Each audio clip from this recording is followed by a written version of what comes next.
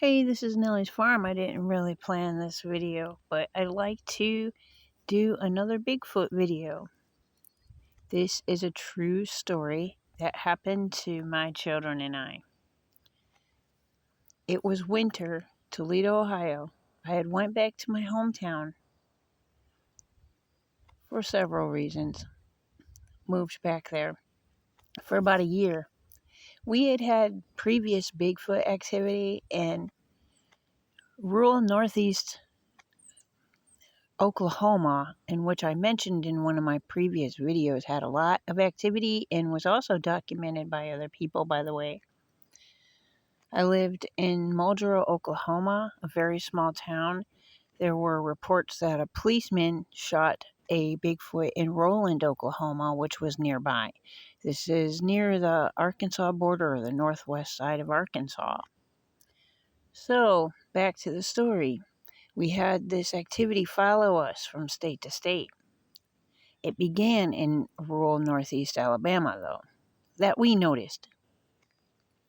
I mean, off the charts activity, can't deny it. You know, that's when I became a believer back then. It's been about 15 years since it started. So after we moved back to my hometown of Toledo, Ohio, it was winter time and we lived in a little house, like on the edge in the industrial part of town. The Jeep factory was nearby. Not a lot of houses. There was trucking companies. So we're really close to Lake Erie. And we were probably on about an acre of land. But it was in the city, but it was just an industrial area. Not too far from Lake Erie, maybe a mile and a half or something. So we figured out the very first night that we were not alone in that house. We had just rented it. It was our very first night. We didn't even have much furniture or anything yet there. So I was sleeping on the living room floor. My kids were trying to get to sleep in their bedrooms. And my daughter woke me up at about 2 a.m. with my son. They're both gone now, grown and out on their own. This was like maybe 9 years ago. So my daughter looks scared, and she is not the spooked type.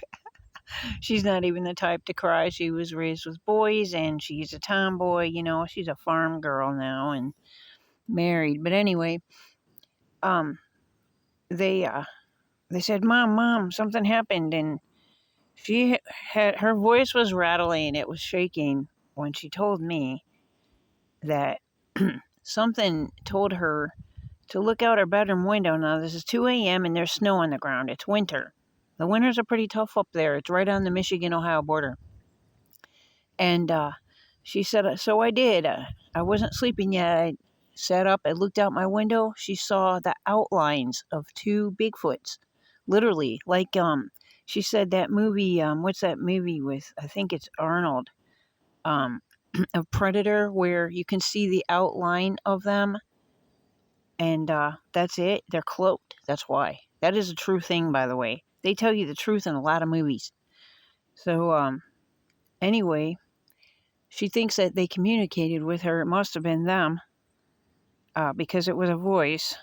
Told her to look out her window.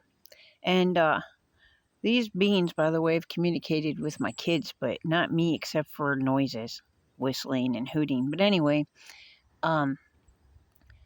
she saw them walking across the yard, and it was the front. And there's trucks that come and go right there. The headlights might have even seen their outlines of them, you know.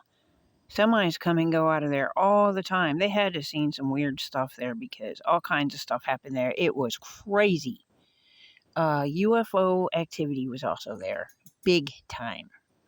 That's another video. Anyway, so the next morning, we went out to look at the prints in the snow. I wasn't going to go out there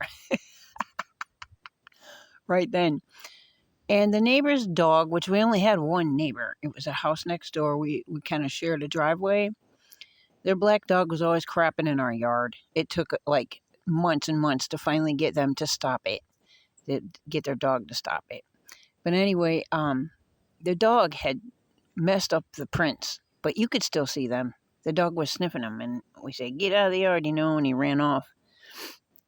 You could see them. Now, I didn't make a video of it. I had just started using my phone back then for really communicating and stuff, and I'm not very tech savvy. You probably figured that out.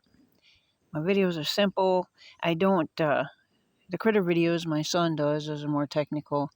But anyway, I don't have the time or energy to do all that anyway. I just like to get information out to you guys. So that's a true story. Like I said, there was UFO activity and with that incident, but that would be another video. But I just wanted to tell you that.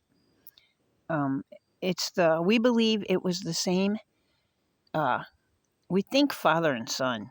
They're both male, a bigger male and like an adolescent male. And also, they shapeshifted when we lived at that property. We were there about a year at that property. Actually, exactly a year. When our lease expired, we moved. We moved back down south. So that's when we came here to rural Alabama. And we had 2 squirrels. Now, up north, you have real big, meaty, fuzzy squirrels. And with real bushy tails. Down here, most of them are, they're small. I was surprised, in the south here, they're small. They're a little darker, and they're like half the size, if that. So, those 2 squirrels used to come right up to the back door all the time. They acted tame, actually. And one time, my dog Nellie, which I named this channel off of, we lost her almost 2 years ago now here. She attacked one of them because she didn't like them. Maybe she knew there was something bad. I don't know. But I believe they were the Bigfoots because they kept, I don't know, they just kept coming up, watching us and everything. They weren't like wild squirrels. And their sizes were just like the Bigfoots, a big one and a small one. And I thought she had killed the one she attacked, right? I mean, she chewed it, she tore it, she went crazy, right? And no squirrel could live through what she did to that squirrel. And I'll be damned if it didn't run up the pole that was in our yard, a telephone pole. And I'm thinking, well, it's going to go off and die, right? The next day, the squirrels, both of them were back and they were fine. Now explain that. This dog tore the squirrel up and had it in her mouth for a few minutes. And I was yelling at her. I didn't want her to hurt a squirrel. So that's a true story. That's just part of what happened at that place.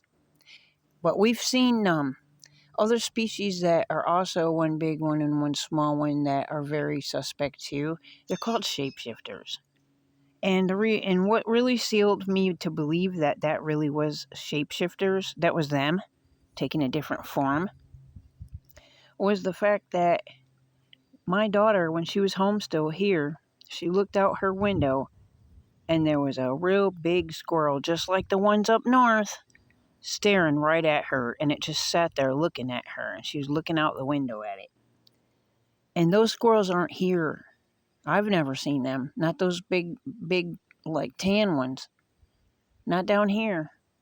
It's like 1,000+ mile difference. Also. So I just wanted to share that with you. That squirrel, by the way, it wasn't just a squirrel that was here. And I saw 2 out of the corner of my eye that were looking at me from behind my trees back there just a few weeks ago, and we've had very increased Bigfoot activity here lately. But they do come back usually this time of year or more. I don't know if it's because it's starting to cool off or what. But everything you heard is true, and that's just a tiny, tiny bit of everything that's happened to us. And every Halloween I try to share some really good scary stories. So I wanted to let you know about this. I might share some more before the day's up. Thanks for watching. Noah's Farm signing off. Have a good week.